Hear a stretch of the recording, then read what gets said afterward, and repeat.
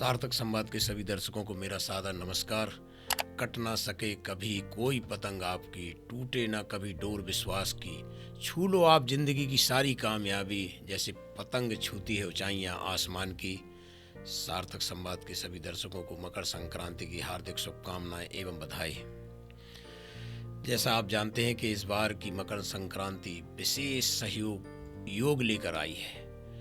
30 से 35 वर्षों के बाद आई है इस तरह की मकर संक्रांति, जिसमें विशिष्ट योग है, जिसमें षटतिला एकादशी और मकर संक्रांति एक ही दिन पड़ रही है। इस दिन सूर्य देव मकर संक्रांति में प्रवेश करते हैं, इसलिए इस उत्सव को मकर संक्रांति कहते हैं। अच्छे कार्य करने के लिए भी इस शुभ दिन के बाद लोग प्रारंभ करते हैं। इस शुभ दिन का इंतजार रहता है। पिछले 1 माह से तो खरमास चल रहा था।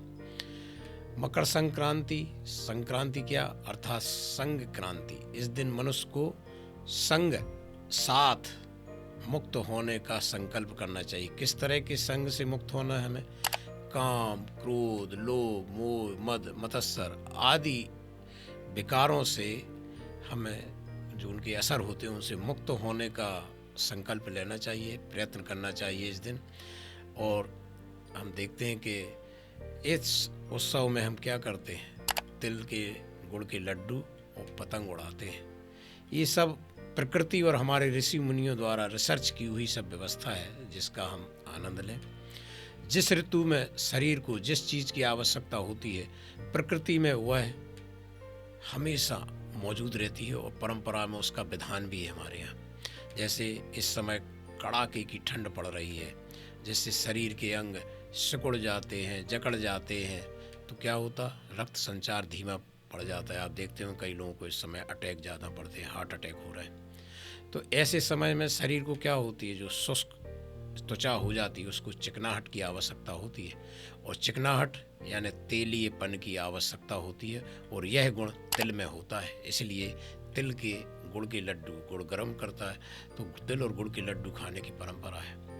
इसी तरह इस दिन पतंग उड़ाने की प्रथा है, जिससे कि आजकल जो हम लोग घरों में कैद हैं ना, मोबाइल में, टीवी में, तो बाहर निकलें, कितना उपयोगी है। हम जब पतंग उड़ाने के लिए बाहर निकलेंगे, छत पे जाएंगे या बाहर मैदान में जाएंगे, तो क्या होगा, हमारे शरीर को धूप मिलेगी, जिससे डॉक्टर लोग कहते हैं ना विटामिन डी जरूरी है, तो शरीर के लिए अति आवश्यक है। इसलिए आप पतंग उड़ाएंगे तो घंटों मैदान में धूप में रहेंगे।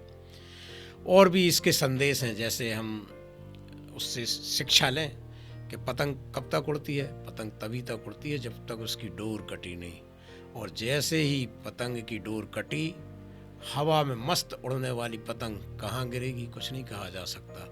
कई बार मकान के सबसे ऊपरी हिस्से में गिर जाएगी, कभी पेड़ पे गिर जाएगी, कभी कभी तो बिजली के तार पे लटकती रहती, तार उसमें फंस जाता है, लटकती रहती, और कभी कभी तो सीधा गटर में गिर जाती है, कभी तालाब में गिर जाती है। मतलब उसका कोई ठौर ठिकाना नहीं, क्योंकि उसकी डोर कट गई। इससे हमें यही शिक्षा लेनी चाहिए कि जब तक हमारे जीवन की डोर भगवान के हाथ में होती है, तब तक ही हम मस्त जीवन जीते हैं, उड़ते हैं, उत्सव में रहते हैं। और भगवान से जो डोर हमारी, जिसको इसे माजा लोग बनाते हैं ना, तो हमारी सत्य प्रेम करुणा से सराबोर रहना चाहिए वो डोर, तभी जाके भगवान उसको पकड़ते हैं, तब हम उस डोर से बंधे रहते हैं, तो हमारा ठौर ठिकाना होता। अन्यथा हमारा जीवन, हम कहाँ गिरेंगे, कहाँ नहीं जा सकता, कितने नीचे गिर जाएंगे, कितने गर्त में चले जाएंगे।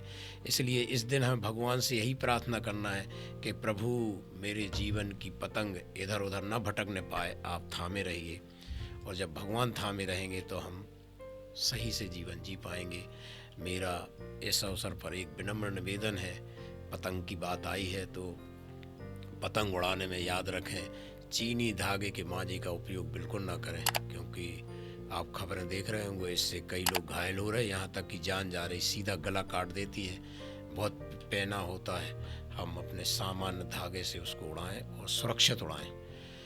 तो दोस्तों, सार्थक संवाद के सभी दर्शकों, यह त्यौहार हमें जीवन में उत्सव लाने के लिए, जीवन में उमंग लाने के लिए है।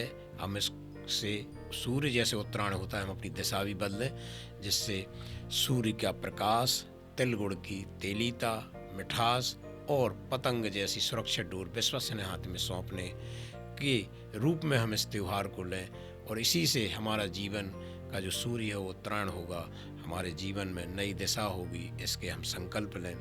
राग, द्वेष, ईर्ष्या, घृणा इन सब से मुक्त होकर हम उत्सव का जीवन जिएं, यही मैं आज आपसे निवेदन करना चाहता हूँ। पुनः आप सबको मकर संक्रांति की शुभकामनाएं, बहुत बहुत बधाई।